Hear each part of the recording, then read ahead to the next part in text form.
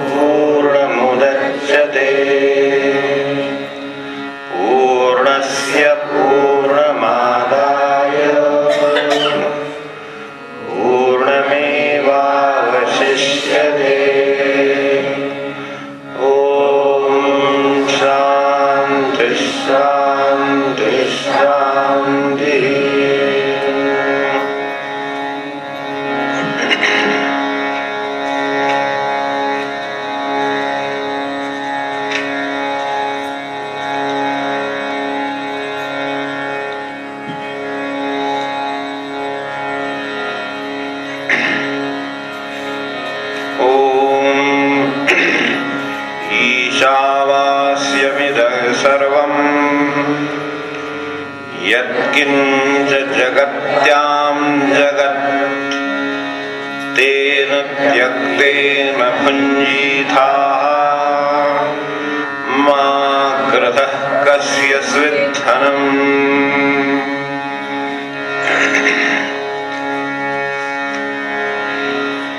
ईश्वरे व्यापिले सर्व त्यागुनी मग भोगतू। परधनाची नको आशा न करी अपहार तू।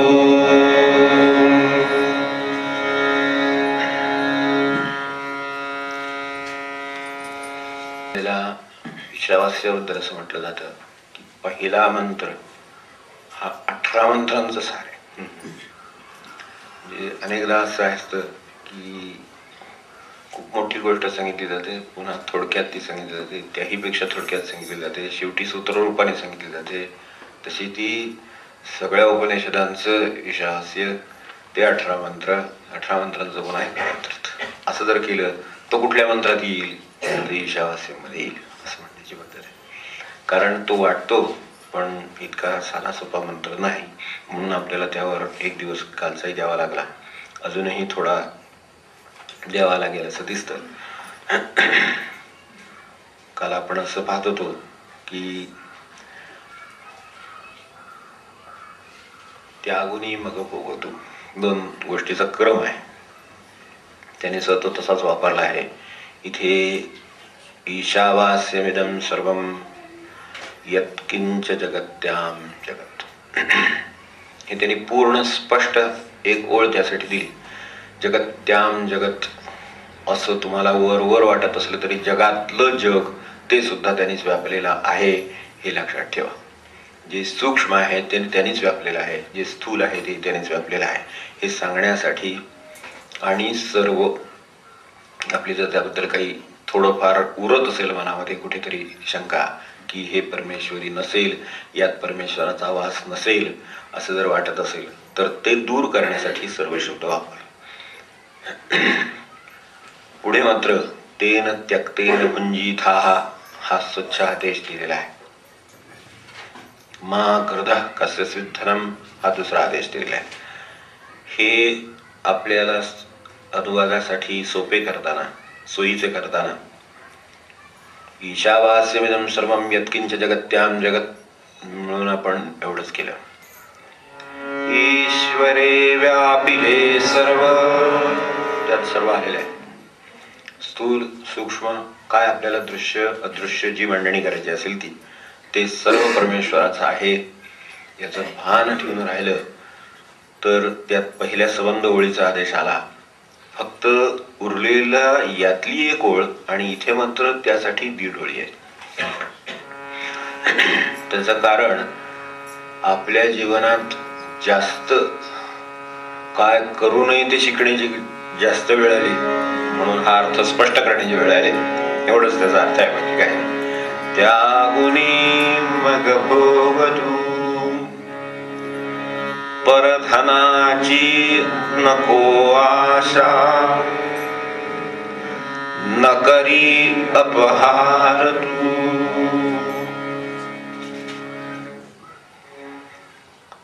गृधा हा शब्दाचा काल मी बोललो होतो आपल्याला, त्याचा अर्थ थोडक्यात व्यक्त करता येत नाही.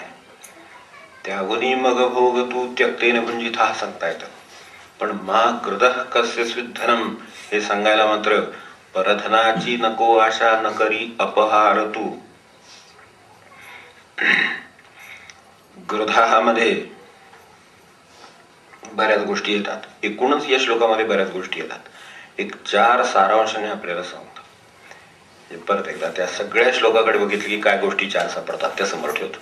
एक, जगाचं स्वरूप कळतं. आपण पहिल्या श्लोकातनं किती गोष्टी शिकतो आहोत. उपनिषद ही सार आहे, त्यामुळे त्याच्यामध्ये विस्ताराचं सार असतं, त्यामुळे विस्तार करायला गेलं की ते समोर येतं.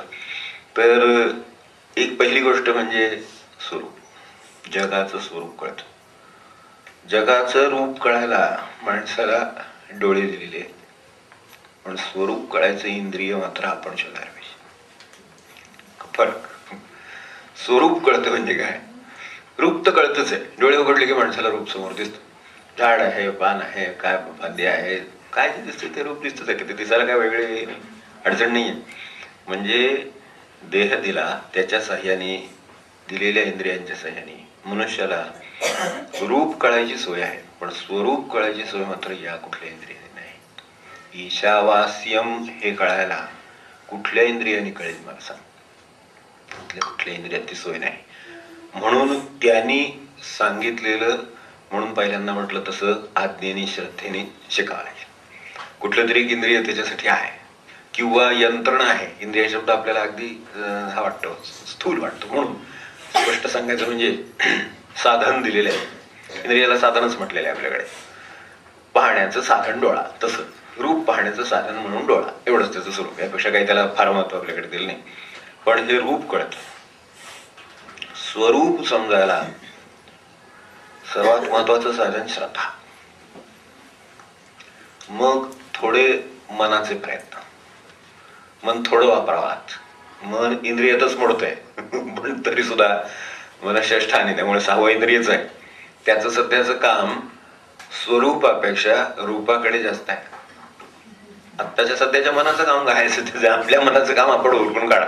ते काम स्वरूप ओळखण्याकडे किती आहे लागलेलं आणि रूपाकडे किती लागलेलं आहे, जगाच्या बाह्य गोष्टींच्याकडे किती लागलेलं आहे. रूप म्हणजे जगाचं बाह्य रूप.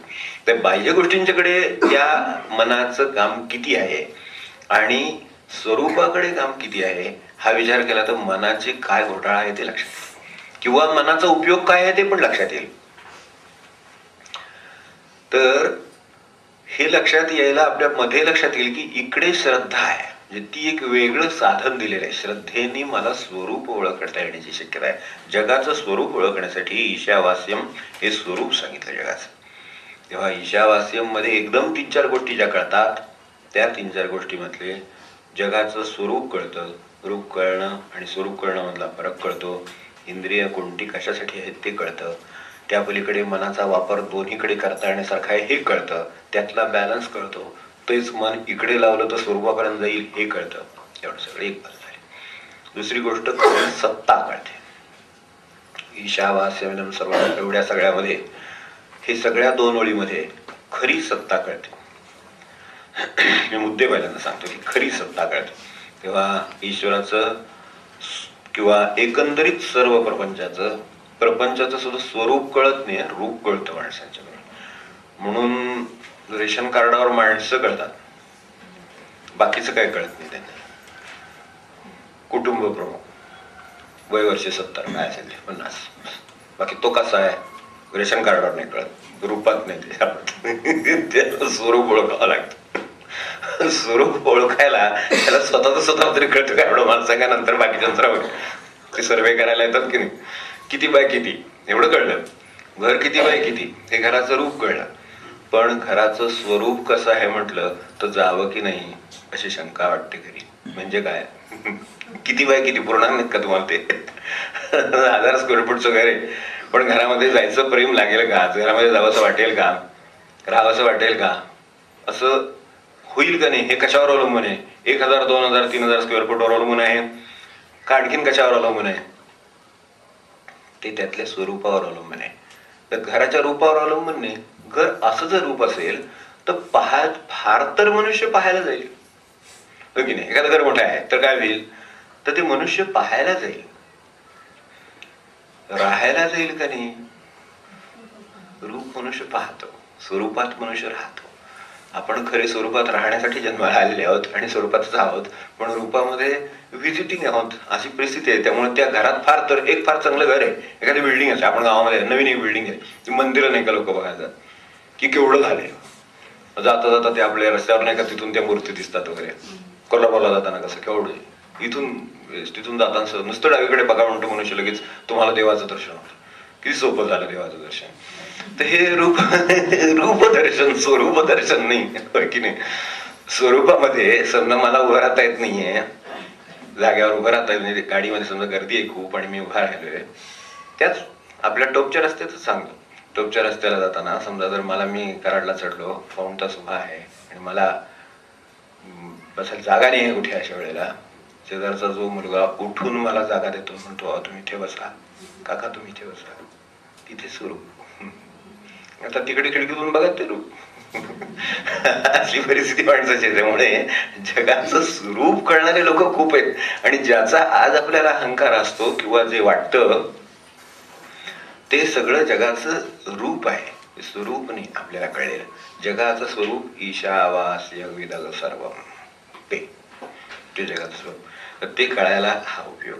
दुसरी गोष्ट आपल्याला सांगितली त्याप्रमाणे की एका बाजूने आपल्याला हे कळतं, दुसऱ्या बाजूने खरी सत्ता कळते. त्याच्यावर आपण बघू. तिसरं कसं जगावं हे कळतं आणि कसं जगू नये हे पण कळतं. आपल्याकडे शास्त्रामध्ये सुद्धा विधी आणि निषेध असे दोन सांगितलेले आहेत. विधी आणि निषेध म्हणजे करायच्या आणि न करायच्या. म्हणजे रस्त्याने डावीकडून चालावे हा आपला विधी झाला, उजवीकडून चालू नये हा निषेध झाला. आता डावीकडे चाला हे सांगण्यात ते गृहीत आहे की उजवीकडून जाऊ नये, पण काही काही ना सांगावं लागतं. डावीकडून चालावं यात उजवीकडून चालू नये गृहीत आहे हे सांगावं लागतं. तिथे म्हणजे गृहीत निषेधाच्या गोष्टी वेगळ्यात करा, म्हणजे फक्त कळण्यासाठी सोपं म्हणून आहे. तर कसं जगावं हे सांगावं लागतं ते, आणि कसं जगू नये हे सांगावं लागतं ते.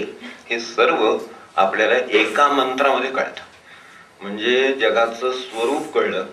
काल आपण रूप स्वरूप मधला फरक आता पाहिला. दुसरी गोष्ट सत्ता कळली. तर आता या दृष्टीने विचार केला तर या पहिल्या आपल्या मंत्राचा तर किती गोष्टींचं स्वरूप आपल्याला कळतं याचा आपण विचार करा. मनुष्य तर आपल्याला माहिती आहे, घरामध्ये 4 माणसं आहेत. 4 माणसं एकमेकांना ओळखत नाही तसं आहे का? पण कसे वागतील सांगता येत नाही, काय करतील सांगता येत नाही, कोणत्या विचार मनात येईल सांगता येत नाही, कशाने काय डोक्यात घेतील आणि कशा काय मागे जातील आणि काय करतील, कोणता निर्णय घेतील तो आत ना. बाहेर तर चेहऱ्यावर दिसतोच की नाही. चेहऱ्यावर काय आहे ते दिसू शकतं, ते रूप आहे. त्यामुळे स्वरूपाचा आणि रूपाचा संबंध असा आहे, तो आपल्याला इथला सुद्धा आपल्याला सांगता येत नाही घरातला. तर बाहेरचा, मग जगाचा, मग सर्व विश्वाचा अशा दृष्टीने विचार केला तर ते आपल्याला कळू शकेल की हे स्थूल जे कळतंय आपल्याला ते सगळं स्थूल आहे, ते सूक्ष्म नाही आहे. सूक्ष्म जग आहे. जसं काल आपल्याला दृश्य सांगितलं तसं सूक्ष्म जग आहे.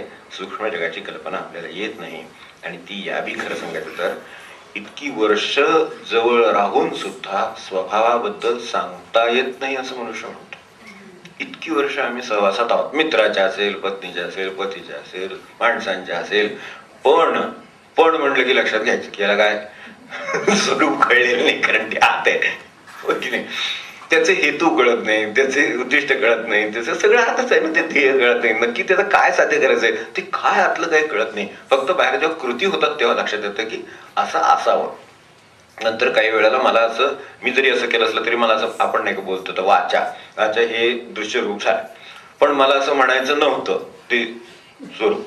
जरा कळण्यासारखं म्हणजे असं म्हणायचं नव्हतं. म्हणजे तुम्हाला काय म्हणायचं होतं तुझ्या आत होतं, तुझ्या बाहेर आत आलं, जे वाचेमध्ये आलं ते नव्हतं असा अर्थ झाला. मला असं म्हणायचं नव्हतं. मग म्हणायचं जर नव्हतं तर तेच का नाही म्हटलं, तर रूपाचा स्वरूपाची वेळ नाहीये म्हणून तसं होतं. किंवा तशा तऱ्हेची जाणीव नाहीये, तशा तऱ्हेची त्याच्यावरची हुकमत नाहीये. सूक्ष्म जे आहे ते आत आहे ना. मग मला सांगा रूप तर उलट ते तर सोपं आहे. उलट काय जे आहे ना, वाचा आहे ना, ती खरं म्हणजे सोपी आहे. कारण शब्द आहेत, ठराविक त्याला अर्थ आहे. ते डिक्शनरी पासून आपल्या आई जिथून शिकलो तिथून शिकता येतात. म्हणजे इतकी त्याची कदाचित विचार नाही शिकता येणार, एक वेळ विचार करायचे कसे हे नाही शिकता येणार, पण हे व्यक्त कसे करायचे हे शिकायचे मार्ग आहेत. कारण ते बाह्य आहे, ते त्याला तंत्र आहे. आपल्याकडे नाही कशी ह्याचं तंत्र, संवाद तंत्र शिकवतात, काय भाषणाचं तंत्र शिकवतात, ही सगळी तंत्र आहेत आणि ती बाह्य आहेत, त्यामुळे ती शिकता येतात. आतलं जे विचाराचं आहे ते वेगळं आहे, कारण ते अंतर्गत आहे, ते सूक्ष्म आहे, त्यामुळे ते नाही शिकतायत. तर असं स्थूल सूक्ष्माचं आपलं जग बनलेलं आहे. परंतु हे सर्व परमेश्वराने व्यापलेलं आहे हा बोध या मंत्रातून होतो. म्हणून आपल्याला ते कळतं. रूप स्वरूपाचा प्रश्न आहे. सूक्ष्म कळण्याचे करणारे लोक आहेत. सूक्ष्म कळणारे लोक आहेत. स्थूल जसं कळणारे आहेत तसं सूक्ष्म कळणारे पण आहेत. आपल्याकडे जे सत्पुरुष आहेत, महाराज जेव्हा म्हणायचे की मला तो मनुष्य आला की त्याचा वासनादेह दिसतो. हे काय तर सूक्ष्मपणे त्याला, आपण जेव्हा एखादा मनुष्य येतो त्यावेळेला ते जरी असं म्हणाले तरी त्यांचा उद्देश माझ्या लक्षात आला असतो. म्हणजे मला थोडीशी सूक्ष्माची झलक आहे, पण जाणीव किंवा आवाक्यात ते आलेलं नाहीये. हे आवाक्यात येणं म्हणजे काय, काल आपल्याला मी एका सत्पुरुषांचं उदाहरण सांगितलं. त्यांचंच एक छोटंसं उदाहरण सांगतो.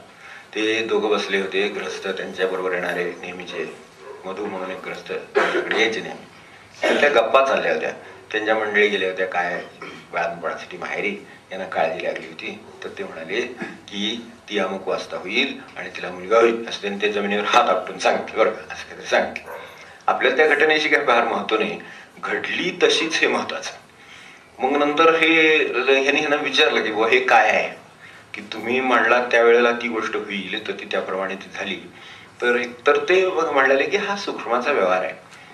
म्हणाले हे सूक्ष्माचा व्यवहार आहे हे एवढंच आम्हाला कळलं बोलण्यात ना, बाकी सूक्ष्माचा व्यवहार काय असतो याची हे मी झालेलं उदाहरण आहे. आता तुम्ही आम्हाला एखादी झलक दाखवाल का म्हणले. माणसाचा शेवटी अनुभवाशिवाय विश्वास बसत नाही ना, खात्री पाहिजे. परत चुकून झालं असेल एखाद वेळेला, ते म्हणाले ते नेमकं त्याच वेळेला झालं वगैरे, ते असं काय, आणि काही वेळा बोला फुला गाठ पडते वगैरे, नाही का आपलं काय आपण.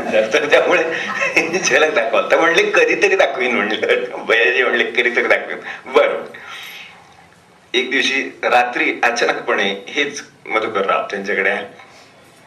रात्री अचानकपणे आले 9 वाजता. तर ते येऊन बसले. मधुकरराव म्हणजे दुसरे ग्रस्त जे कोणी होते ते दुसरे देवस्थळी कोण जे होते ग्रस्त तिथं, तर ते देवस्थळी आहे. ते आल्यानंतर हे जे मधुकरराव होते हे काही आले नव्हते म्हणून त्यांची चौकशी केली की ते आले नाहीत का.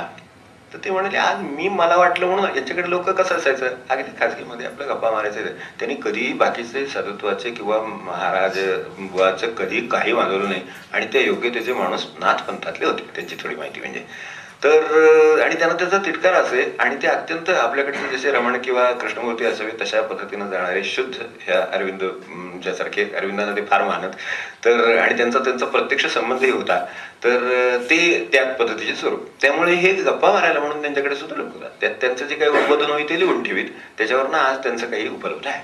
तर ते आल्यावर विचारलं की बाबा ते आले, ते मधून नाही का आला. तर ते म्हणले नाही आला. मग ते का नाही आले, तू त्यांना गेला होतास का. तो म्हणले मी त्यांच्याकडे गेलोच नाही, मला वाटलं आपलं तुमच्याकडे यावं म्हणून मी तुमच्याकडे आलो. तर ते म्हणले की त्याला बोलवून आणू का. म्हणजे कशाला बोलवतो, तो 9:30 वाजता येईल म्हणले. म्हणले गप्प बसावा आपण, 9:30 वाजता येईल. आणि बरोबर 9:30 मधू आला.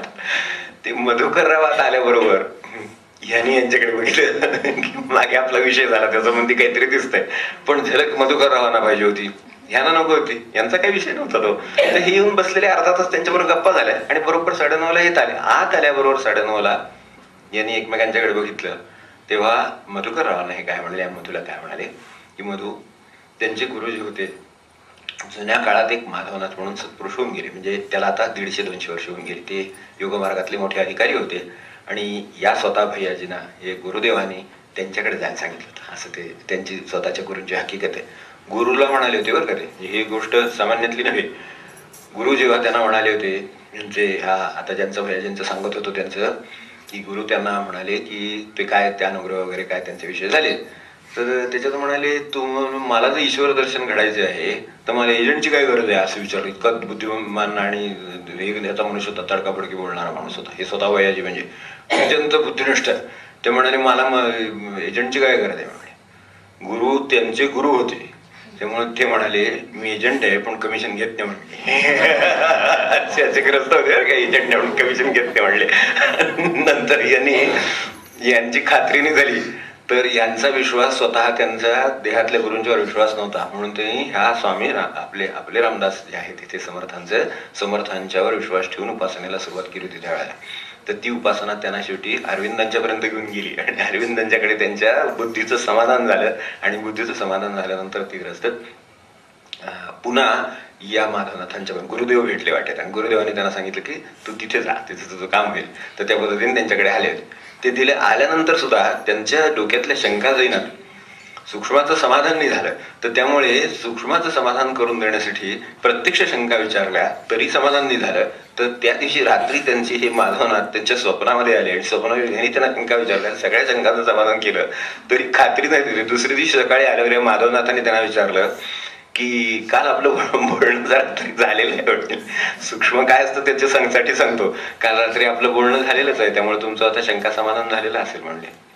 तर ते झालं जेव्हा, तरी अजून म्हणले माझ्यात थोडी शंका आहे, म्हणजे सूक्ष्म इतकं आहे, थोडी शंका आहे. कारण स्वप्नच हो शेवटी, काय मनी असे ते स्वप्न यशी वगैरे तसं काय झालं असं आपण बोलतो तसं वाटलं असलं तर पुन्हा शंका आहे बरं. तेव्हा त्यांना साक्षात त्यांनी आपण स्वतः समर्थ, स्वतः अरविंद ज्यांचा त्यांच्यावर विश्वास होता ते, आणि हे एका ठिकाणी त्यांना जेव्हा दाखवून दिले स्वतः, तेव्हा यांचा विश्वास बसला. तरी पादुका त्यांनी त्यांच्या देऊ केल्या होत्या ह्यांना, पुढेच होती काहीतरी उपासनेसाठी असावं घरी म्हणून. तर म्हणाले माझ्याकडून ह्याची रीतसर सेवा होणार नाही, तुम्ही देऊ नका. माणसाची आहे जर का आणि अत्यंत बुद्धिनिष्ठ आहे. तर ते त्यांना काय म्हणावे ते त्यांना आजीजीनं त्यांना म्हणाले तुझ्या उद्धारासाठी सांगतोय, म्हणजे तुझ्या उद्धारासाठी सांगतोय, तू 1 आण्याची कबुली दे, 15 आण्याची जबाबदारी मी घेतो. तेव्हा मात्र तिथून पुढे आयुष्यात कधी गायला नाही. सूक्ष्माचं समाधान या सूक्ष्माचं सांगत होतो. तर ते विषय निघाला त्या मधूवर. तर मधूला काय म्हणाले, मधू हाताला 9:30 झालेले बरोबर.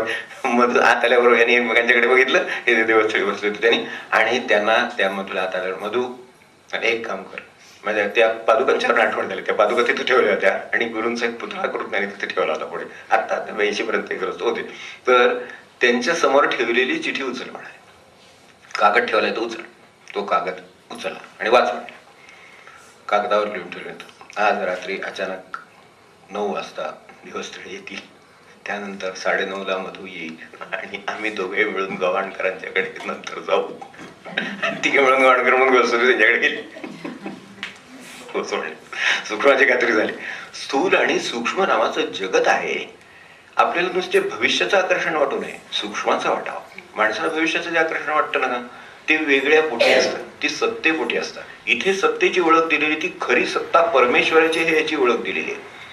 आपल्याला जी ओळख दिलेली ना, सत्ता ओळखावी का मी म्हणतो, तर यामध्ये यांना ही कळली, याने ती घडवून आणली. मला फरक सांगायचा त्याच्यामधला. हे घडवलेलं नाही, यांना 9 वाजता यायला लावले, त्यांना 9:30 वाजता यायला लावले, हे नव्हे. हे फक्त ओळखलं.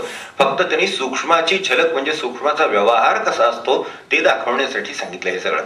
सूक्ष्माचा व्यवहार काय असतो, तर सूक्ष्माचा व्यवहार अशा पातळीवर चालू शकतो, हे गोमार्गी आहेत म्हणून त्यांना तो जमला. ठीक आहे, आपल्याला त्याच्याशी काही फार मोठं आहे असं नाही, पण जग बाहेर आहे, त्याच्या आत जग आहे एवढं कळावं, आणि ते सर्व भगवंतानी व्यापलेलं आहे हे पण कळावं, हा एक मुद्दा. खरी सत्ता ओळखावी. यांना आणणारं कोण हा प्रश्न आहे. त्यांना अर्ध्या तासाने आणणारं कोण हा प्रश्न आहे. ह्या दोघांना फिरवणारं कोण हा प्रश्न आहे. तर आता तसं आपल्याला असं वाटतं की सर्वसाधारणपणे निदान एक आपल्या घरापुरती तरी आपली सत्ता आहे असं. माहेरी आलं गेलं समजा, तर आता काही बोलायचं का नाही शंका वाटते, कारण शेवटी आपली काय सत्ता आहे तिथे. मुलगी असते तर त्यावेळेला ती कशात तरी भाग घेते, काहीतरी निर्णय घेते, असं होतं असं वाटतं. पण पुढे एकदा लग्न होऊन सासरी गेली म्हणजे आता या घरात आपली काही सत्ता नाही, त्यामुळे आपण काही न बोललेलं बरं. घरातल्यांची त्यांची सत्ता चालत नाही. सासरून माहेर आलेले जिथं सोडूनच द्या, इथे सगळेच आपण सासरे आलेलो. खरोखर तिकडची सत्ता चालते. जी सत्ता आहे ना ती खरी वेगळीच, ही सत्ता नाहीच कुठली. खरी सत्ता जी आपल्याला आपल्यापुरती असं वाटतं की सत्ता म्हणजे ते घडवण्याची शक्ती, किंवा त्यात भाग घेण्याची शक्ती, अशी आपली सत्तेबद्दलची कल्पना आहे. मला सांगा, खरं जर तर असं असेल तर गोष्ट बनवता आली पाहिजे. म्हणजे एक साधे, बरं ठीक आहे, बनवता आली, एक उदाहरण म्हणून घेतो. एक गाडी आहे, आपण म्हणतो दारात माझी गाडी उभी आहे, माझी गाडी घेणे, गाडीवर माझी सत्ता आहे. ती बनवता आली पाहिजे, चालवता आली पाहिजे, थांबवता आली पाहिजे, सांभाळता आली पाहिजे, हे की नाही. रात्री घरात झोपलेलं असतं, बाहेर कोणीतरी डॅश घेऊन जा, सांभाळता येत नाही, कोण गेला हे सुद्धा कळत नाही. सत्ता आपण म्हणतो, तर मग सत्तेतलं ह्यातलं काय काय मला करता येतं, ह्या सत्ता म्हणून ह्याच्यातलं मला काय काय करता येतं, तर यातलं मला सत्ता म्हणून काय, आता खरं सांगायचं तर गाडी बनवायचं काम कोणी केलं, गाडी बनवायचं काम त्या मेकॅनिकने केलं. मुळात हे काम कोणी केलं, ज्या कोणी तो कामगार होता त्यांनी ती बनवली. आता माझी आहे मी म्हणतो, हा या सगळ्या प्रश्नाचा हा उलगडा आहे, बाकी काय नाही. तर ह्याच्यात बनवलं कोणी हे, तर ज्या कोणी कारखानदारांनी ही गाडी बनवली त्याची, खरं त्यांनी बनवली. आता त्याची सत्ता मर्यादित आहे, त्यामुळे त्याची बनवली, त्याला पगार मिळाला की त्याचं काम संपलं, त्याची गाडीवर सत्ता नाही. आता काही बनवत असेपर्यंत तू बाजूला म्हणता येते, मी हा नट बसवतो, कारण तो त्याला माहितीये कसा वाचवायचा, कसं डिझाईन करायचं त्याला माहिती आहे, हे त्याला कळतं आहे, पण त्याच्या पुढे त्याची सत्ता चालत नाही. या सगळ्या अशा तऱ्हेनं मर्यादित आहे. चालवताना ड्रायव्हरच चालवतो, ड्रायव्हर माझी गाडी म्हणू शकतो का, कारण तो म्हणे बाबा यांची आता ऑर्डर दिली आज म्हणून चालवली, उद्या नाही ऑर्डर दिली तर उद्या नाही गाडी. पण गाडी त्याच्या हातात असते त्यावेळेला तो चालवतो. तर गाडी आपल्या हातात असल्यासारखं प्रपंचात अनेक जण चालवताना दिसतातच की आपल्याला, त्यांना वाटतं माझी सत्ता आहे. उतरा म्हणले म्हणजे कळतं की नाही, ती त्या ठिकाणी ज्या ठिकाणी जायला पाहिजे त्या ठिकाणी नाही गेली म्हणजे कळतं, अरे असं नाहीये. बघ की नाही. आपण एखादं काहीतरी कार्य ठरवतो आणि ते होत नाही त्यावेळेला, त्यावेळी ते पुढे जातं. त्यावेळेला लक्षात येतं अरे सत्ता माझी नाही, मी बसून ठरवलं की लग्न अमुक तारखेला करीन, पण ते त्यावेळेला करता येत नाही, काहीतरी अडचणी निर्माण होती. आणि तेव्हा कळतं की अरे ही सत्ता आपण म्हणतो की आपण ठरवतोय आणि करतोय, पण ही सत्ता आपली नाही, आपली सत्ता ठरवण्यापुरती होती, घडवण्याची सत्ता आपल्याकडे नाही. ठरवणं वेगळं आणि घडवणं वेगळं, ह्या दोन मधलं आपल्या लक्षात यावं. म्हणजे हे झालं त्या ड्रायव्हरचं, गाडीचा विषय निघाला होता म्हणून. थांबवण्याची सत्ता आहे तुमची गाडी, अगदी म्हणजे नियम सगळे पाळतायत असं मी गृहीत धरतो, अगदी मोठ्या मिनिस्टरची गाडी आहे, पण तो एक पोलीस हात करतो गाडीत. काय करणार आता, पंतप्रधान झाला तरी सुद्धा त्या क्षणी समजा जर ती गाडी ट्रॅफिक लाईट म्हणून गेली, जर दुसऱ्याने कोणी धडक दिली तर गाडीचं तिथे सत्यानाश होईल, त्या माणसाला इजा होईल, हे होईल म्हणून ठेवलेली यंत्रणा आहे, तर गाडी पोलीस थांबवतो. पण पोलीस थांबवतो म्हणून त्याला गाड्या उभ्या नाही करून ठेवतायत, त्याची वेळ झाली की त्याला ते सोडून द्यावे लागतात, कारण दुसऱ्या बाजूची माणसं ते थांबलेली आहेत. अशी मर्यादितता त्याला आहे ना. मग आजी माझी आहे का नाही हा एकदा विषय आपला आपण ठरवून टाका, ज्यांच्या गाड्या आहेत त्यांनी, म्हणजे निदान तेवढं तरी हरकत नाही. गाडीचा मालक कोण नक्की हे फक्त स्थूलातलं सांगतो, हे सूक्ष्मातलं नव्हे.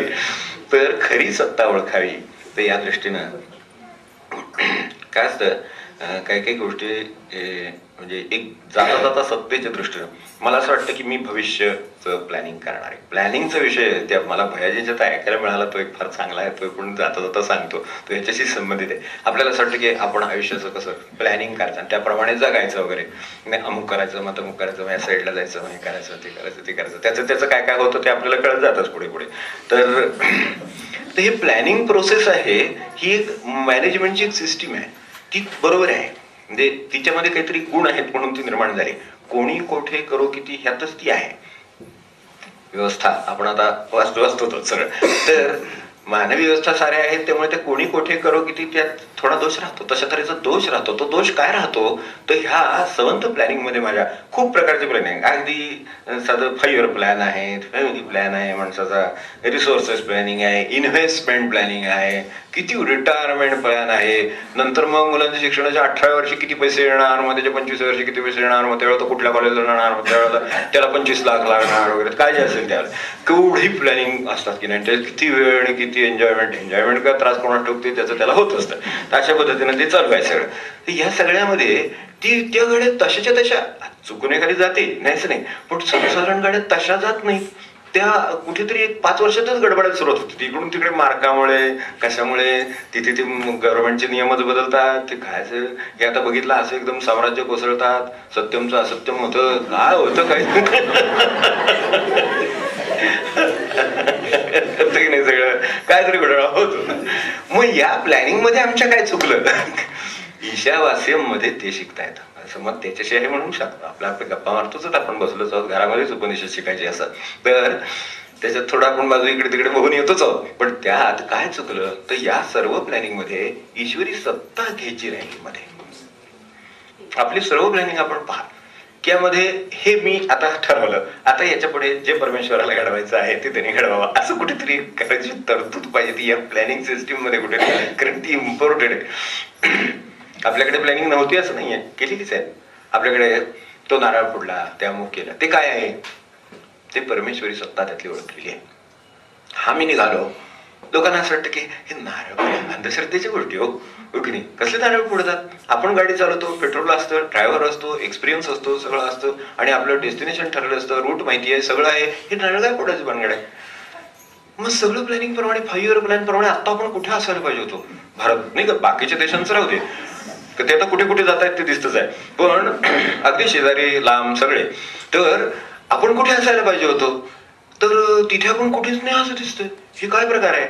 तर यामध्ये कुठेतरी अजूनही आपण ईशावास्यमिदं सर्वम ते राहिलं की आपलं, त्याच्यामध्ये त्याचा नाही का वास या सगळ्यामध्ये, त्यामुळे त्याचं प्रतीक म्हणून तो नारळ फोडला. मी निघालो, मी गाडीत पेट्रोल घातले, मला गाडी चालवली, हे सगळं बरोबर आहे, फक्त त्या ठिकाणी त्या वेळेला सुखरूपपणे सुरक्षितपणे इतर लोकांनी व्यवस्थित गाड्या चालवून मी व्यवस्थित जाणं, हे सगळं जे आहे यामध्ये ईश्वरी सत्ता आहे कुठेतरी, तर तिच्यासाठी ते प्रतीक म्हणून ते काम केलं त्यांनी नारळ फोडण्याच्या रूपाने केलं. आपण नमस्कार करून करा, खार घालून करा, काय तुम्हाला ईश्वरच अशी गोष्ट आहे की तिथे गाडीत पण आहे, तुमच्यात पण आहे, ते ह्याच्यात रस्त्यावर पण आहे, ते येणाऱ्या अंगावर येणाऱ्या माणसावर पण आहे, सगळ्यावर सगळीकडे सत्ता आहे. तिला रिकग्नाइज कसं करायचं हा तुमचा प्रश्न आहे. पण वाटतं की काहीतरी ही अंधश्रद्धा चालली आहे. अंधश्रद्धा नाही आहे. हा संबंध प्लॅनिंग प्रोसेस मधला जो लॅकुना आहे तो त्यांनी आधीच दाखवून दिलाय. आपल्याकडे प्लॅनिंग नव्हतं असं नाही. इम्पोर्टेड जे चालू आहे ते सध्या आपण टेक्निकल बसवलं, त्यामुळे ते आपल्याला आकर्षक वाटतं. तर ते तसं नाहीये. ते मुळात तिकडे सुद्धा होतच. त्यांच्याकडेही शहरं वसवलेली, नगर वसवलेली सगळं सापडत आहे, अजूनही सापडेल. जे एवढं उपनिषदामध्ये एवढी झेप घेऊ शकतात, त्यांच्याकडे काही प्लॅनिंग असल्याशिवाय घेतली असेल त्याने, तर त्यामुळे त्यांच्याकडे ते आहे. पण त्याच्यामध्ये त्यांनी ईशावास्यमिदं सर्वम हे पण लक्षात ठेवलंय. त्यांनी त्यातलं त्याचं पण अस्तित्व लक्षात घेतलं. म्हणून जाताना तर नमस्कार केलाच, पण आल्यावर पण तुझ्या कृपेने आलो असं म्हटले. ते तुझ्या कृपेने, तू मला नाही असं म्हटलं आणि तुझ्या कृपेने आलो असं म्हटलं. समजा दुर्दैवाने काही झालं तर तुझ्या इच्छेने झालं असं म्हटलं. हे त्याच्यातले लॅकुना भरले त्यांनी.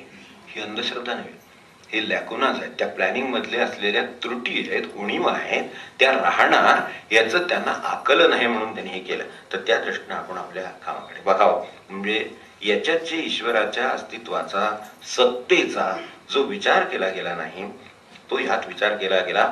आणि यामध्ये या गॅप्स असतात आपल्या ज्या सिस्टीम आहेत ना यामध्ये. जसं बुद्धिबळामध्ये आपल्याला माहितीये बुद्धिबळ शिकता येतं, ते पुस्तकच त्याच्यावर आहे. पुस्तक आहे की नाही बुद्धिबळाचं? बुद्धिबळ या नावाचं पुस्तक आहे, बुद्धिबळ आहे, फार सुंदर पुस्तक आहे. तर त्याच्यावरून बुद्धिबळ खूपसं शिकता येतं. पण प्रत्यक्ष ज्या वेळेला खेळायला होतं तेव्हा तिथंच काहीतरी होतं. कारण का मी काय करावं हे ठरलेलं, म्हणून त्यांनी काय करावं हे तो दुसऱ्या पुस्तकात वाचून आलेला आहे, त्याला काय करायचं. आणि हे चालवणारी पुन्हा मानवी बुद्धी ती वेगळीच आहे. तिची झेप कुठे किती चालेल तो पाच खेळात उडवून टाकतो सगळं. हे जे काय होतं ते काय आहे, ते आपल्या पलीकडे आहे. त्यामुळे पलीकडे असलेल्या गोष्टीची जाणीव ही अगदी सुरुवात आहे, पण पूर्ण ईश्वरी सत्तेने आपण जगणं हा शेवट आहे. तेव्हा या दृष्टीनं आपण ह्या ईशावास्य मध्ये एवढं शिकलो. कसं जगावं आणि कसं न जगावं यासाठी पुढचे 1.5 डोळे खर्च करावे लागले.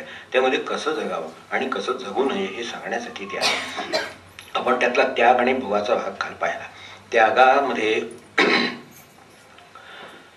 भोग मान्य केलेलाच आहे.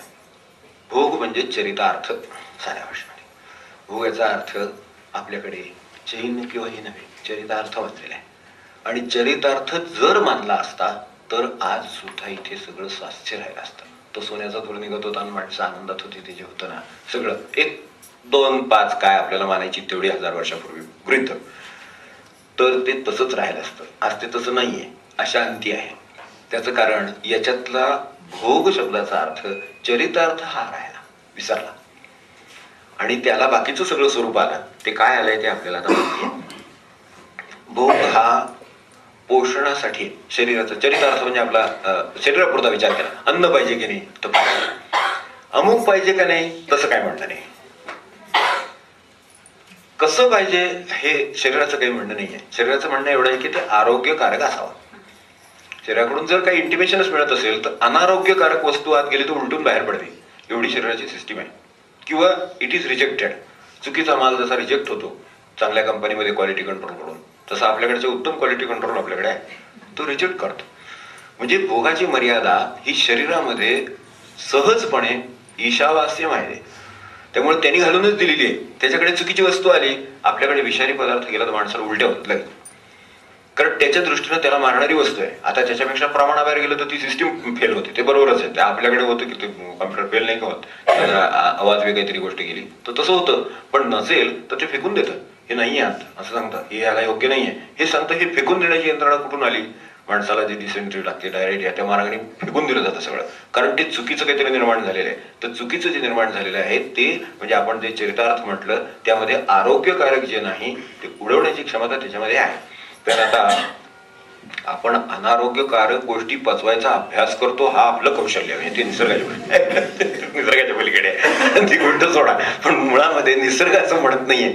माणूस म्हणून निसर्गाची अपेक्षा करतो किंवा जी परमेश्वर अपेक्षा करतो तो ईशावास्यम आहे. मला सांगा, जो परमेश्वर माझ्या ठिकाणी जर आहे तर मला सांगा, परमेश्वराला जे परमेश्वर स्वरूप आहे, जीव आहे, एखादा पशु आहे, तो खाता येईल का? मला सांगा, साधा विचार करू क्षणभर, बाकी मला त्यात काय पडायचं नाही. पण त्याचे मला ते करता येईल का? तर नाही करता, कारण ते फेकलं जाईल. जर तसं करायला गेलं तर ईशावास्यम एकदा लक्षात आलं हे पुढलं फेकलं जाणार. पचवण्याची क्षमता आहे लोकांची, मान्य मला. पण हे मुळात असं ईशावास्यम आहे, त्याच्यामध्ये फक्त उदरभरण मान्य केलेलं आहे, त्यातलं पोषण मान्य. पोषण आहे त्यागामध्ये पोषणासाठीच आहे, पण त्याच्या पलीकडे जर ते गेलं तर आत्म्याचं शोषण सुरू होतं. हे लक्षात ठेवा. अभिनवांचं म्हणणं अगदी बरोबर आहे की आपण जे नेहमीच अन्न खातो त्यांनी पोषण होतं.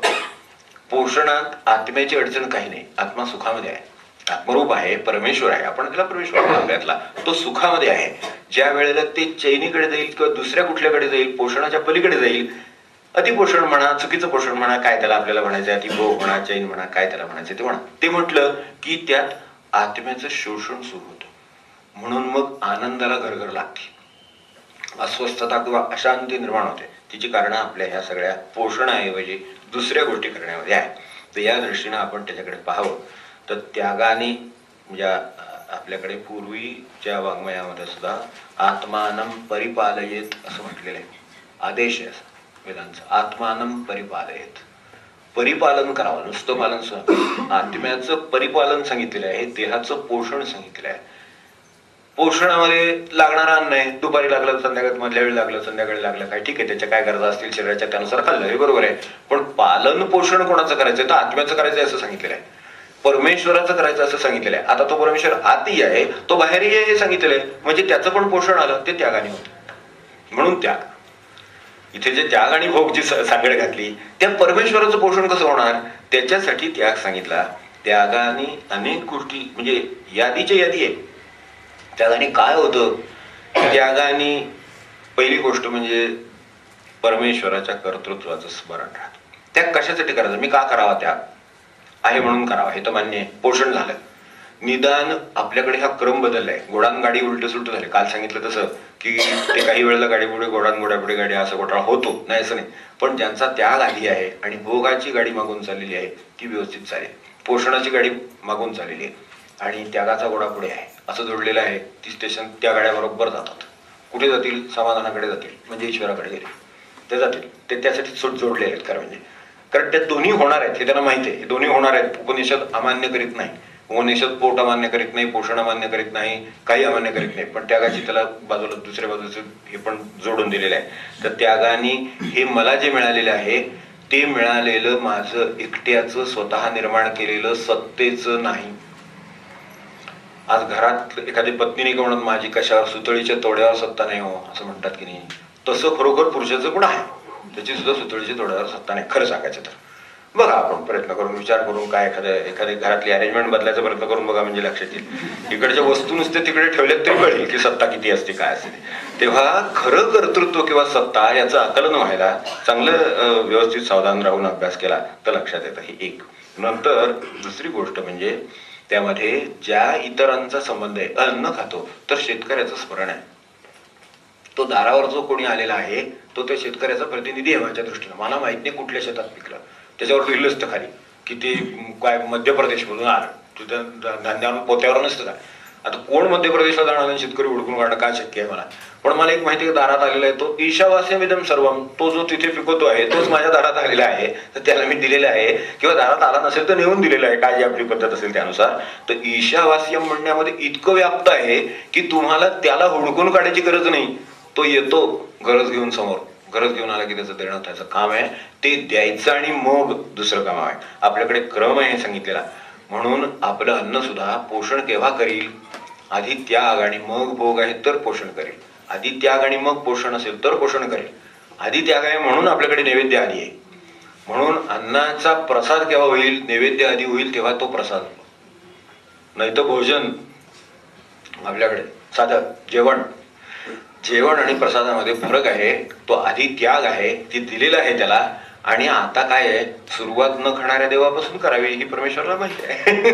म्हणून त्यांनी ती सोय करून ठेवली आहे की यांची कुवत नाही, खाणाऱ्या परमेश्वराला देण्याची कुवत नाहीये, म्हणून न खाणाऱ्या परमेश्वराला द्यायला त्याची शिकवण दिलेली आहे. लहान मुलं विचारतं आपल्याला अनेकदा की हे कशासाठी नैवेद्य दाखवायचं, कुठे बाप्पा खातो असं विचारतं. बाप्पा कुठे खातो? तर त्याला त्यावेळेला हे सांगता आलं पाहिजे की जो बाप्पा खातो तो बाहेर आहे, तो आपल्याला आता त्याच्याकडे जाता येत नाहीये किंवा अडचण आहे, तो आलेला नाहीये दारात, म्हणून मी आज त्याला देऊ शकत नाही, म्हणून त्याचं स्मरण म्हणून याला दाखवले. सगळं तर खायला तर आपल्यालाच मिळणार आहे ताट सगळं, होय की नाही. पण मला खरं द्यायचं आहे ते, पण ते देता येत नाहीये म्हणून ही सोय आहे, हे त्याच्या मागचं शास्त्र केलं.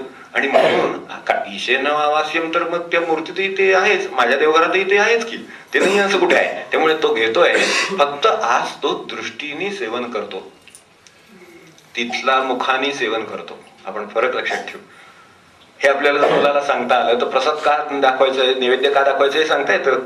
नैवेद्य का दाखवायचा, तर तो दृष्टीने सेवन नाही करीत मनुष्य सेवन दृष्टीने करू शकतो. एखादा आपण दृष्टी सुखाच्या भाषा माणसं बोलतात. म्हणजे काय होतं, तो निसर्गरम्य ठिकाणात जातो आणि म्हणतो तो काय छान काय छान काय छान, पैसे गेलेले असतात सगळी इकडे वगैरे, ते सगळं झालं छान, तर काय असू दे, पण ते काय छान काय छान काय झालं शेवटी, तर छान झालं म्हणजे दिसायला फार सुंदर निसर्ग दृश्य आहे, म्हणजे दृष्टीने सेवन आहेच. तर तसं इथे परमात्मा दृष्टीनं तुमचं दाखवलेलं ताट ते सेवन करतो आहे. इथे हा असं सेवन करतो. लक्षात ठेव की जो कधीतरी मुखाने सेवन करणार आहे अशा त्या परमेश्वराला हे द्यायचं आहे.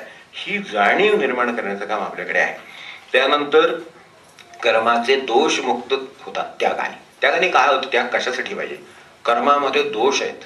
या अखंड सगळं जे कर्म झालं, माझ्यापर्यंत अन्न आलं, मला सांगा त्या शेतकऱ्याला बरोबर भाव मिळाला असेल याची गॅरंटी द्यायला पण आजच्या काळात मध्ये कोणी भ्रष्टाचार केला नसेल याची गॅरंटी देऊ, कोणी पाडून त्याला मागितलं नसेल याची गॅरंटी देऊ, काही देता येत नाही ह्याच्यात.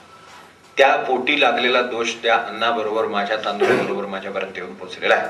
आता कसा शुद्ध करायचं सांग. मला माहिती पण नाही, माहिती होण्याची शक्यता पण नाहीये. मला एवढ्या सगळ्या जगाच्या माहितीवरनं कळू शकतं की हे होतंय, हे नक्की आपल्याकडे शेतकऱ्यांचं असं होतं, हे अगदी जगजाहीर सत्य आहे, त्याबद्दल प्रश्न नाही. कारण जिथे संघटित आहे तिथे बरोबर कुठेतरी न्यायापर्यंत ते नेता येतात.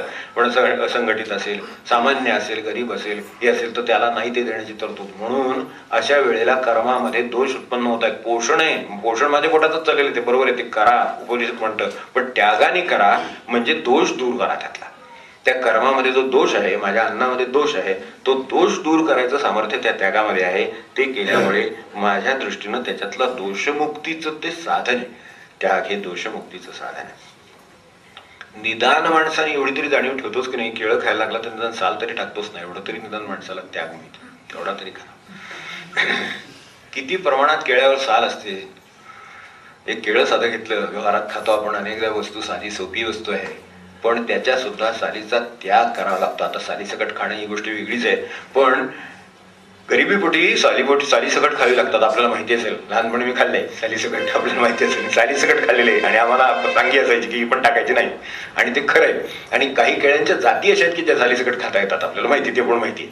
पण मूळ मुद्दा असा आहे, त्यातला उदाहरण म्हणून भाग एवढा आहे की आपल्याकडे जी आता साधी नेहमीची केळी येतात, देशी केळी येतात, त्याच्यामध्ये त्या सालीचं जर वजन केलं आणि आतल्या केळ्याचं वजन केलं तर काहीतरी प्रमाण त्यागाचं ठरेल, जे निसर्ग सांगतो. दोष दूर झाला. आता मला सांगा, ते जर सालीसकट असली साधी केळी खाल्ली असती तर नक्की पोटात त्रास होईल.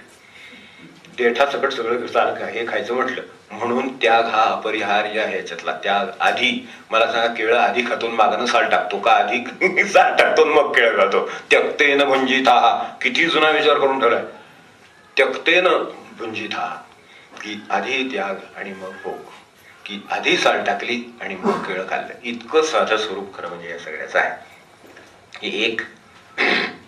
दुसरं, आपण काही वेळेला आपण दिंडीला गेलो तेव्हा आठवत असेल आपल्याला की म्हणजे हा त्या त्यागातलाच एक त्याग असं एवढं फार मोठी गोष्ट आहे, आपण छोटी करून घ्यावी. त्याग वगैरे या गोष्टी बोलणं तसं खरं धाडसच आहे, खरं या गोष्टी बोलणं धाडसच आहे. पण निदान केळीच्या सालीपर्यंत आणून ठेवलेले, म्हणजे कळायला सोपं म्हणून आणून ठेवले, आणि क्रमही त्यातला दाखवण्यासाठी आणून ठेवले की आधी साल फेकली मग केलं. आपण ज्या वेळेला याला जायचो, तुम्हाला आठवत असेल, त्रिपुटीला जी मंडळी ह्याच्याबरोबर मुक्कामाला होती किंवा याला होती, आपल्याबरोबर दिंडीत होती, त्यांना आठवत असेल, आपण तिथे बसलो की पहिलं काम आपल्याला ज्या वेळेला समोर काय त्यावेळेला जे आपल्याला वाटायचे, तर तिथे हमखास कुत्री किंवा असे प्राणी हजर असतात, हमखास असतात. तुम्ही बघितलं त्यावेळेला त्यांना पोळी टाकल्याशिवाय कधी आपण पोळी खाल्ली नाही. त्यांनी जी केले आपल्यासाठी, जे काय अन्न केलं होतं, ते कधीही त्यांना ती पोळी टाकल्याशिवाय आपण खाल्लं नाही. हा त्यागाची अत्यंत सूक्ष्म, क्षुद्र सुद्धा म्हणेन मी त्याला, पण जाणीव आहे. कारण हे सर्व जीवच आहेत. त्याच्याकडे आमचे कट्टे, गॅस सिलेंडर, ते सगळे सिस्टीम, ते काय एनएमएल व्यवहार वगैरे सगळं काय त्याच्याकडे नाही आहे. तो फिरत राहणार, त्याच्या मागे तीच योनी आहे. म्हणून योनीमध्ये फरक मानला. न कर्मलिप्यते नरे, नर म्हणजे याच्या पुढे आहे आपल्याला जो नेतो, स्वतः ज्याच्यात नेण्याची क्षमता आहे. मला सांगा, अन्न निर्माण करण्याची क्षमता जी माणसामध्ये आहे त्यातली किती पशुमध्ये आहे. म्हणून फार फरक सांगितले. त्यक्तेन भुंजिता हा सांगणारे महाऋषी आहेत आणि आपण ऐकणारे सामान्य माणसं असू, पण ती माणसंच आहोत. त्यामुळे भाग्याची गोष्ट आहे की त्यांनी किती गोष्टी सांगून ठेवलेल्या आपल्याला, की ज्या माणसाच्या जीवनामधल्या शक्य असलेल्या गोष्टी आहेत, की तिथे निर्माण होणारं जे काय आहे ते ती जे जीव आहेत त्यातला तो जाऊन पेरणार नाही. माझ्या वाट्याची असेल, मी वाट्याने कसायला घेतली असेल, पण जमीन आहे आणि मी निर्माण करू शकतो. अन्न निर्माण करण्याची जी क्षमता आहे ती ह्या पशुमध्ये नाही. त्याची जाणीव आहे ती, कारण ह्याला निर्माण नाही करता येणार, ह्याला गहू नाही पिकवता येणार, हा दळण नाही आणू शकणार, हा भाजू नाही शकणार, हा पोळी ताटात वाढून तूप लावत नाही त्याला, म्हणून त्याच्या मागे नाच लागलेले आहेत घे म्हणून. संत पुरुष का मोठे आहेत ह्याच्यासाठी त्यांना जाणीव आहे. म्हणून आपण चित्रपुटीचं आपल्याला उदाहरण आठवत असेल, माझ्या डोळ्यासमोर दिसतं ते, की त्यांना ते बाजूला ठेवल्याशिवाय आपण खायचं नाही, कारण त्यांच्याकडे ती क्षमता नाहीये आणि ते जीव आहेत त्यांना भूक नाही. म्हणून ह्या त्यक्तेन भुंजी थाहाला उतार आहे. आणि नसेल तर मागे रिट्रोग्रेड, मागे जायचं आहे, रिव्हर्स गाडी, की जिथे पिकवता येत नाही. म्हणजे किती परस्वाधीन जिनाळ असेल याची कल्पना आपण करून बघा. मग त्यात त्यांनी आधी का सांगितलं याची जाणीव होते. त्या आधी का एक वेळ भोग कमी झाला तरी चालेल, एक वेळ मी 2 पोळ्याच्या ऐवजी 1 खाली तरी चालेल, पण ती त्याची आहे ती त्याला दिल्याशिवाय खाणार नाही. हे जे आहे हे साध्या आपल्या एका उदाहरणावर आपल्याला सांगितलं. तर हे आपण जेवायला बसताना जे केलं होतं ते. त्यानंतर हे सांगितले तसे वासनांचे कर्मांच्या बाबतीतले दोष असतात. मला ज्या वेळेला मगाशी मी आपल्या शेतकऱ्याचं सांगत होतो, ज्याच्याकडून पाडून त्या दिवशी ते विकलं, आपण इथे गेला असाल कधी तर दलालीचे हे होतात, सुरुवातीला लिलाव बोल्या होतात आणि भाज्या आणि उचललं जातं. तो कशा अवस्थेत आलेला असतो, ज्यांनी फायनान्स केले आहेत आणि ज्यांना माहिती आहे शेताची, किंवा ज्यांनी स्वतःच शेतात राबलेत किंवा ते निदान निरीक्षण केलंय, तर त्यांना कल्पना असेल की कशा पद्धतीनं पाडून ते हे केलं जातं. त्यावेळेला जो म्हणजे अक्षरशः तो म्हणतो की मला नेणं इथपर्यंत आणण्याचा खर्च निघत नाही. आपण पाहिलं असेल ट्रान्सपोर्टेशन निघत नाही, त्याला आणायला खर्च आलाय ना, पाठीवर टाकून आणलं तर शक्य आहे. एरवी त्यांनी कशाने आणलं तर आणण्याचा खर्च निघत नाही, अशा किमतीला विकायची वेळ येते. मला सांगा त्याच्यामध्ये वासनेचा अंश राहील का नाही. यापासून मला काही मिळालं नाही, गेले 4 महिने मी राबतो हे पीक आणण्यासाठी, पण मला यातून काही मिळालं नाही. त्याची जाणीव ठेवणं हा त्याग, जाणीव हा त्याग आणि कृती हा त्याग. त्याच आता हे सगळं आपल्या दृष्टीला झालं. त्यानंतर यामुळे अयुक्त संचयाला पायबंद बसतो. त्यागामुळे अयुक्त संचयाला पायबंद बसतो. असं आपण समजायचं कारण नाही की हे मी खाण्याबद्दलच सगळं बोलतोय. हे सर्व गोष्टींच्या बद्दल आहे. वस्तू वापर म्हणजे वस्तूंचा वापर, किंवा पैसा, किंवा स्थावर खरं जमिनी, देह शक्ती श्रम काय असेल ते त्यागुनी मग भोगतो हे सांगितलेलं आहे. आता घराचा त्याग करायला का माणसाला घर लिहून देणार का, पण घरात 2 पाहुणे येऊन राहू शकतील की नाही. जी मंडळी करतायत त्यांना काय करायला सांगितलेलं हे मी त्यांना प्रार्थना करून सांगतो की ते करण्यामागे उपनिषद विचार आहे. आज 2 माणसं इथे उपासनेला येतात, त्यांची घरं आहेत. जी मंडळी इथे त्यांना घरी उतरवून घेतात ते त्यांचं घर त्यांना त्यागतात, त्यांना वापरायला देतात. आपल्या घरात पाहुण्याला द्यायची पंचायत आहे. हे पाहुणे नाहीत, नातेवाईक नाहीत, संबंधित नाहीत, उद्या ते तुम्हाला उतरवून घेतील वगैरे नव्हे, व्यवहार नाही. तरी सुद्धा साधनेसाठी आलेल्या माणसाला आपण ज्या वेळेला तुमच्या घरी उतरवून घेतलं किंवा उतरवून घेत आहात आज, त्यावेळेला म्हणजे त्याग करायची व्याप्ती काय असते हे मला सांगायचंय. की त्याग करायची व्याप्ती अशी आहे आणि ती संधी प्रत्येकाकडे आहे. एखादाच नसेल ज्याकडे नाही अशी, त्या सगळ्या संधी आहेत. या ही त्यागुनी मग भोगतो. तो स्वतः घरात बाहेर राहायला जाणार आहे आणि त्याला राहायला देणार आहे असं आहे का, असं अपेक्षित तरी आहे का. नाही. ती घरातली 4 माणसं आहेत, ती घरातच राहिलेली आहेत, पण त्यांच्या घरात ती 4 राहून अजून 10 राहतील एवढी जागा असलेली घर आहेत.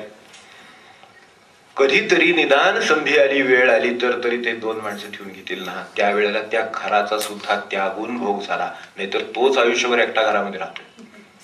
त्याची 4 माणसं घरामध्ये राहिली तर मला सांगा त्या जागेचा उपयोग काय. ज्या वेळेला होईल म्हणजे हे उपयोग कसे करावे लक्षात येत नाही. तिथेही सांगतो हे त्यागुनी मग बघतो म्हणून काय आपण 5 मिनिटांनी उठू इथून, पण त्याच्यातले प्रकार किती आहेत. म्हणजे जर आपल्याला समजून घ्यायचं असेल तर लक्षात येईल ज्या वेळेला आपण ते, आता त्याच्यात अन्नदान तर आहेच आहे, अन्नाचा त्याग आहे, जागेचा त्याग. आता जागा त्यात तुम्ही जर 1 रात्र त्याला तिथे राहायला दिलेले, 3 तास जपाला बसायला दिलेले, म्हणजे काय झालेलं एका दृष्टीने विचार केला तर. जे 12 तास 24 तास आपण घर वापरणार त्याच्यातलं 12 तास त्याच्या वाट्याला गेलं. आज त्याच्या वाट्याला घर वापरायला गेलं, ही गोष्ट साधी नाही. त्यागुनी मग भोगतो. आज निदान मी म्हणतो भोगुनी मग त्याग तू असं झालं तरी चालेल. मी घर बांधून 20 वर्ष झाली, राहायला यायला लोक आत्ता आले, म्हणजे काय झालं खरं सांगायचं तर भोगूनही मग त्याग तू झालं की नाही. पण ही व्यवस्था आधीपासून आहे खरं सांगायचं तर. असू दे, पण निदान आपण त्या चाललो. कधीतरी या घोड्याच्या मागे गाडी राहील किंवा गाडीच्या पुढे घोडा राहील, एवढं होईल.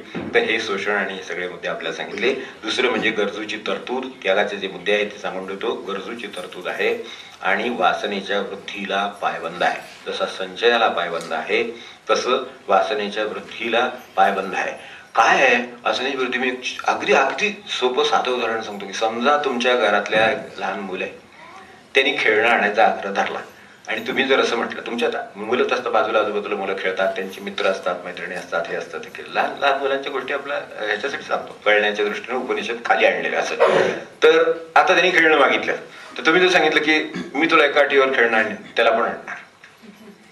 मुलं म्हणतो मग नाही आणलंच तरी चालेल. इतकी सूक्ष्म आहे, किती जन्मता आहे की तुला जसं आणलं तसं त्याला आणीन. तर तुला मी 4 आणायला तयार आहे, त्याला 4 आणीन. हाय ठीक आहे, एखादं मुलं म्हणेल नाही असं मी म्हणत नाही, पण मुळात मनात चलबिचल होते एवढं खरं की माझ्यासारखा फ्रॉक त्याला आणणार आहेत म्हटलं तर मग आपण नंतर आणू. मग त्याचा विषयच काढत नाही, त्या फ्रॉकाचा विषय नाही, त्याचा विषय नाही, खेळण्याचा विषय नाही. काय आलं हे मला सांगा की हे जे काय वासनेची वृत्ती आहे तिला त्यागाने पायबंद आहे. तुला फ्रॉक आणायचं असेल तर त्याला फ्रॉक आणणार, तर तुला फ्रॉक आणणार. वासनेच्या वृद्धीला पायबंद आहे. नाहीतर स्वतःसाठीच आणण्याची माणसाची आतुर इच्छा आहे, तिला पायबंद आहे. तो त्याला आणणार मग तुला आणणार किंवा दोघांनाही आणणार. अशा तऱ्हेचं जे आहे हे अगदी खाली आणलेले आहे. परधन म्हणजे याचा अर्थ असा समजू नये, इथे जे पुढे म्हटलेलं आहे ना, असं जगू नये, झाली वेळ खूप झाली. पण परधन याच्यामध्ये म्हटलेलं आहे ते धन म्हणजे धनाच्या अर्थ धन हे रिसोर्सेस सगळे. तर त्याचा आता मी आपल्याला जसं म्हटलं की श्रम, वस्तू, वास्तू, जमीन काय असेल ते परधन आहे. तर गृध्रवृत्तीचा याच्यामध्ये उल्लेख केलेला आहे. गृध्रवृत्तीचा फक्त शेवट सांगतो आणि आजच्या ह्याला थांबतो. काय आहे अभिलाषा? आपला श्लोक काय आहे की त्यक्तेन मा गृधः कस्य स्विद्धना, आशा नको असं म्हटलेलं आहे. परधनाची नको आशा, न करी अपहार. तर आशाही नको आणि अपहार नको असं दोन्ही म्हटलं. हे स्पष्ट करण्यासाठी केवळ म्हटलं. आशा किंवा अभिलाषा जी आहे ती आणि गरज याच्यामधला फरक आपण लक्षात घ्यावा एवढी आपल्याला विनंती करतो.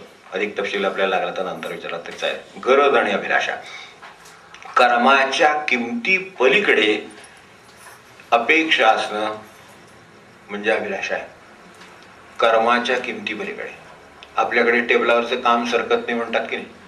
टेबलावरच्या कामाच्या माणसाला त्याचा पगार आहे की नाही, म्हणजे कर्माची किंमत ठेवली की नाही. त्याच्या 8 तास त्याने काम केलं तर त्या कामाची किंमत ठेवलेली आहे, पण त्या पलीकडे जे आहे ती अभिलाषा, म्हणून ते काम सरकत नाही किंवा अशी वृत्ती निर्माण झाली. काय झाली असेल ती असेल, पण हे सगळं असं आहे, असं व्याप्त आहे सध्या. म्हणजे उपनिषद विसरली किंवा त्याचे संदेश विसरले. ती धनाची नको आशा ह्यामध्ये ती अभिप्रेत तिथपर्यंत जात आहे.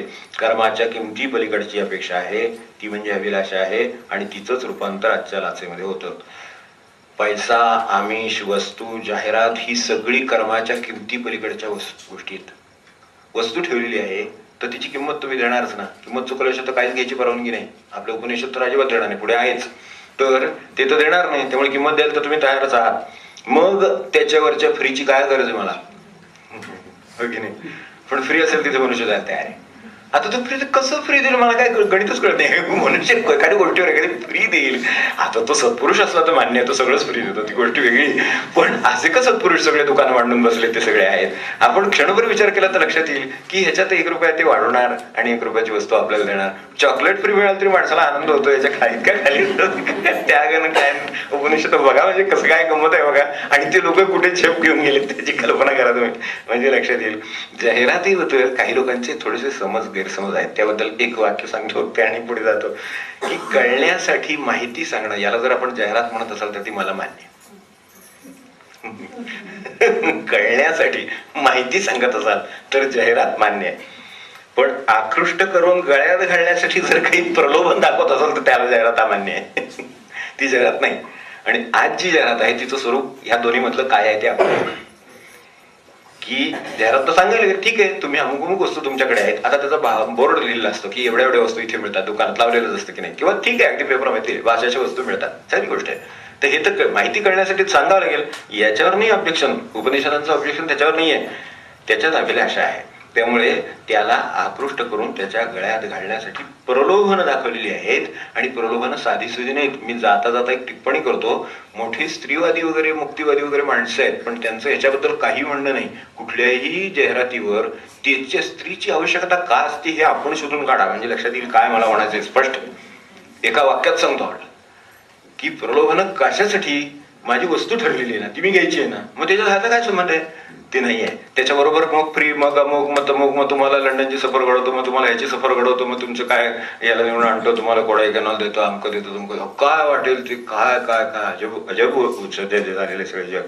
तर हे सगळं त्यांनी परधनाची नको आशा आणि हे जे सगळं सांगितलेलं आहे की नकरी अपहार तो. आता मला सांगा, वरचा जो प्रलोभनाने त्याच्याकडून खरेदी झाल्यानंतर होणारा जो पैसा आहे तो अपहार मानलेला आहे. गरजेपोटी मनुष्य बाजारात जाऊन तांदूळ आणणारच, गरजेपोटी जाणार ज्वारी आणणारच, त्यात अपहार नाही. पैसा पण दिलेला आहे, गरज पण पूर्ण झालेली आहे, पोषण झालेलं आहे. पण आता न गरजेची असलेली वस्तू जी आणणार तो त्याच्या पैशाचा त्या मूळ कोणी काय जे उत्पादक असतील त्यांनी केलेला अपहार आहे. आणि तो सोपा व्हावा म्हणून बाकीचं सगळं आहे. म्हणजे आपल्या लक्षात येईल की हे किती व्याप्ती आहे. याला गृध्रता म्हणलेली आहे. आता आपल्याला गृध्रतेवर दीड ओळ का दिली हे आपल्या लक्षात येऊ शकेल. गृध्रता याच्यामध्ये 3 गोष्टी आहेत. गृध्र हा आपल्याला शब्द माहिती आहे, ग्रीड माहिती आहे, काल आपला विषय झालाय त्याच्यावरती. तर ती गृध्रता इतकी आहे, मगाशी आपण सत्यम म्हणलं 8,000 कोटीच आज कन्फेशनच आहे नुसती. 50,000 लोकांचे डोक्यावर टांगती तलवार आहे. कल्पना करा की गृध्रतेचं स्वरूप काय असेल, हे अनुभवायला येणार आहे ना. काय होणार आहे का पुढे याच्यातनं, काही होणार नाही. त्या माणसं सगळी अन्न होतील, हे सगळं चित्र आहे. म्हणजे काय हे गृध्रतेचं स्वरूप आलं तर काय होतं ते आता वेगळं कुठलं वर्णन करायची गरज नाही. काल आणि आज नुसते पेपर समोर ठेवा, वाचावे. आणि ते सुद्धा कन्फेशन्स का दिले हे आता टाइम्स ऑफ मध्ये आहे. बघा आता आपण बघा टाइम्स काय दिलेले, कन्फेशन दिलेले, एवढं कोण प्रामाणिकपणे करायला तयार झालं, का झालं, त्याची कारणं पण त्याच्यात आहेत. तर ती आपल्या सगळ्या न्यायव्यवस्थेचे दोष त्याच्यात बरोबर आलेले आहेत म्हणून ते दिलेले आहे. तर असो, गृध्रतेचे 3 गोष्टी आपल्याला सांगतो. गृध्रतेमध्ये वासनेची तीव्रता 1, पूर्तीची अधीरता 2 आणि 3 विधिनिषेधाचा अभाव. 3 गोष्टी गृध्रतेमध्ये आहेत. म्हणून सामान्य ग्राहक लुटला जातो असं जे आपण म्हणतो, आणि ग्राहक मंच काढायची वेळ आली. त्याचं कारण हे ही गृध्र वृत्ती निर्माण झाली कुठेतरी व्यवसायामध्ये, प्रत्येक ठिकाणी. म्हणून हे निर्माण व्हायची वेळ आली, मंच निर्माण व्हायची वेळ आली किंवा त्याच्या विरुद्ध काम करावं लागलं. तेव्हा वासनेची तीव्रता, पूर्तीची अधीरता आणि विधिनिषेधाचा अभाव या गोष्टी निर्माण झाल्या. तेव्हा गृध्रता आली आणि मग या सगळ्या गोष्टी आपल्याला आल्या. तेव्हा याच्यात इथे आपण एक शब्द वापरला, परधनाची नको आशा. आता आशा तर तशी निरुपद्रवी गोष्ट वाटते बरोबर पाहता. तेवढा एकच श्लोकाचा ओळीवर एक ओळ सांगतो आणि थांबतो. तर आशा तशी निरुपद्रवी गोष्ट वाटते, पण एक लक्षात ठेवा की आशेची व्याख्या मी अशी करतो की अंमलात न आलेला अपरिहार म्हणजे अपहार म्हणजे आशा. अंमलात न आलेला अपहार आहे. अंमलात आला की अपहार ठेवले, तो लक्षात आला तर मग नको आशा का म्हणले हे लक्षात येईल. तो विजरूप आहे. त्यामुळे अंमलात न आलेला अपहार म्हणजे आशा आहे.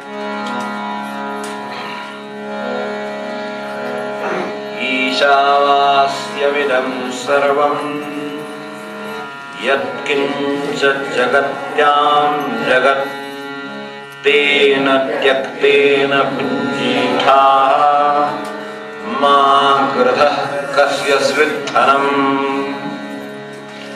ईश्वरे व्यापिले सर्व त्यागुनी मग भोगतु.